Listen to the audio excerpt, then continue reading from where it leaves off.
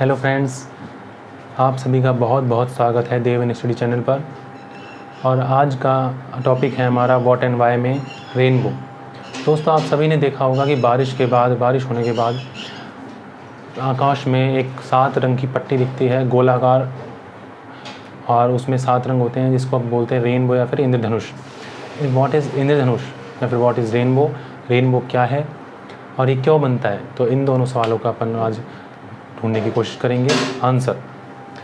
तो सबसे पहले रेनबो जो बनता है उसका पीछे का जो बनने का कारण है, सबसे पहले उसके पीछे क्या है, एक फिज़िक्स है। फिज़िक्स मतलब भौतिक विज्ञान है, और उसमें एक प्रक्रिया होती है जो छोटे स्तर पर हम समझेंगे, और वही प्रक्रिया पूरे आकाश में होती है जब रेनबो बनता है बारिश के बाद। तो अपन देखते हैं। सबसे पहले आपने छोटी क्लासों में पढ़ा होगा प्रिज्म के बारे में। प्रिज्म क्या करता है? प्रिज्म श्वेत प्रकाश, जो सनलाइट होती है या फिर वाइट लाइट इसको बोलते हैं, उसको अगर अपन प्रिज्म में से गुजारते हैं तो वह प्रिज्म उस वाइट लाइट को 7 रंगों में क्या कर देता है, डिवाइड कर देता है, मतलब विक्षेपित कर देता है, बांट देता है। श्वेत प्रकाश को 7 रंगों में अलग अलग बांट देता है उनकी तरंगदैर्घ्य के हिसाब से। तो देखो इधर एक बार वाइट बोर्ड की तरफ अपन ने क्या लिया, एक प्रिज्म लिया।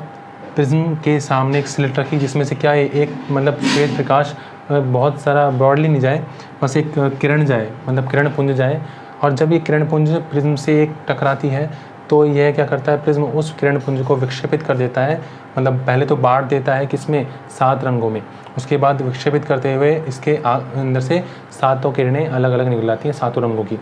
और ये खास बात है कि इसमें अलग अलग रंगों की अलग अलग तरंगदैर्घ्य होती है, इसीलिए अलग अलग जो रंग कलर के जो किरण पुंज होती है वो अलग अलग एंगल पर क्या होते हैं, विक्षेपित होते हैं। तो सबसे जो कम होता है विक्षेपित, वो आपको दिख रहा होगा सबसे फर्स्ट नंबर का कौन है, लाल, रेड कलर जो है वो सबसे कम विक्षेपित होता है। और सबसे लास्ट में कौन सा है, 7 नंबर, वो क्या होता है, बैंगनी कलर, और वो सबसे ज़्यादा क्या होता है, विक्षेपित होता है। और उसके लाल के बाद क्या है, नारंगी, उसके बाद पीला, उसके बाद हरा, उसके बाद नीला, जामुनी, बैंगनी। इंग्लिश में देख लेते हैं red, orange, yellow, green, blue, Indigo और वॉयलेट। अब बताती है यहाँ पर जो लाल, अब तरंगदैर्घ्य की बात करते हैं, तो यहाँ पर लाल रंग की जो तरंगदैर्घ्य होती है सबसे ज़्यादा होती है, और सबसे कम तरंगदैर्घ्य जिसकी होती है वो होती है बैंगनी की। अगर अपन आवृत्ति की बात करें, फ्रिक्वेंसी की बात करें, तो बैंगनी की जो आवृत्ति होती है सबसे ज़्यादा होती है, और लाल रंग की आवृत्ति होती है वो क्या होती है, सबसे कम होती है। अब आते हैं अपन रेनबो पर। रेनबो, अच्छा यहाँ पे तो अपन ने क्या करा, श्वेत प्रकाश डाला, तो प्रिज्म क्या किया, प्रिज्म ने क्या किया, यहाँ पर वाइट लाइट को 7 रंगों में तोड़ दिया, मतलब विभाजित कर दिया और विक्षेपित करके आगे निकाल दिया अपने प्रिज्म के बाहर। लेकिन क्या आसमान में प्रिज्म है? क्या वहाँ वाइट लाइट है? क्या वहाँ स्लिट है? तो ये सब चीज़ तो आसमान में है नहीं, फिर वहाँ पे कैसे ये प्रक्रिया होती है? और इस प्रक्रिया जो अपन ने देखी थी अभी, इसको बोलते हैं वर्ण विक्षेपण। क्या बोलते हैं? वर्ण का जो मीनिंग निकलता है वो एक तरह से निकलता है कलर, रंग को बोलते हैं वर्ण। अपन ने मतलब अपने समाज में पहले जो एक जाति व्यवस्था से पहले क्या चलती थी, वर्ण व्यवस्था चलती थी। 4 वर्ण चलते थे, ब्राह्मण, क्षत्रिय, वैश्य और शूद्र। तो वो वर्ण नहीं है, वर्ण का मतलब वो वर्ण नहीं है। यहाँ पर वर्ण का मतलब किससे लेंगे अपन, कलर से लेंगे।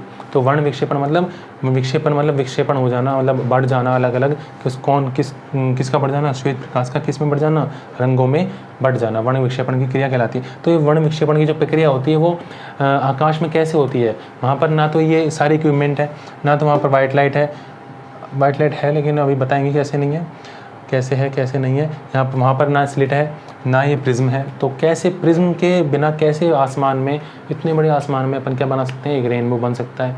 नेचर का है, लेकिन नेचर है क्या, कुछ भी हो सकता है, लेकिन अपन को समझना चाहिए कि प्रैक्टिकल लाइफ में हो क्या रहा है। तो ये फिजिक्स थोड़ा समझाया था मैंने क्या होता है फिजिक्स में। इसमें इस वर्ण विक्षेपण प्रक्रिया में श्वेत प्रकाश जो जाता है प्रिज्म में से, प्रिज्म क्या करता है, 7 रंगों में अलग अलग विभाजित कर देता है, अलग अलग कलर उसको क्या करता है, दृश्य प्रकाश में दिखाता है अपन को, है ना। अच्छा, अब आगे देखो, रेनबो पे आते हैं। इसका यूज़ कैसे होता है? जब भी बारिश होती है, बारिश से पहले कभी बनता नहीं रेनबो। बारिश होने के बाद वातावरण में क्या होता है, वातावरण में बारिश की छोटी छोटी बूंदें क्या होती है, रह जाती हैं। वो वातावरण में क्या होती है, घूमती रहती हैं। अब जो छोटी छोटी बूंदें होती हैं वो वातावरण में घूमती रहती हैं। अब सामने क्या होता है, जैसे मान लो ये बारिश हो रही है, आपको दिख रहा होगा, डॉट डॉट दिख रहा होगा, यहाँ पे क्या है, सूर्य है। सूरज है। और जब सूरज अपोजिट डायरेक्शन में होता है बारिश के, जैसे हम यहाँ खड़े हैं और अपने बैक में क्या है, सूर्य है, सन पीछे है, और सामने क्या देख रहे हैं अपन अपनी क्या देख रहे हैं, हल्की हल्की बारिश देख रहे हैं।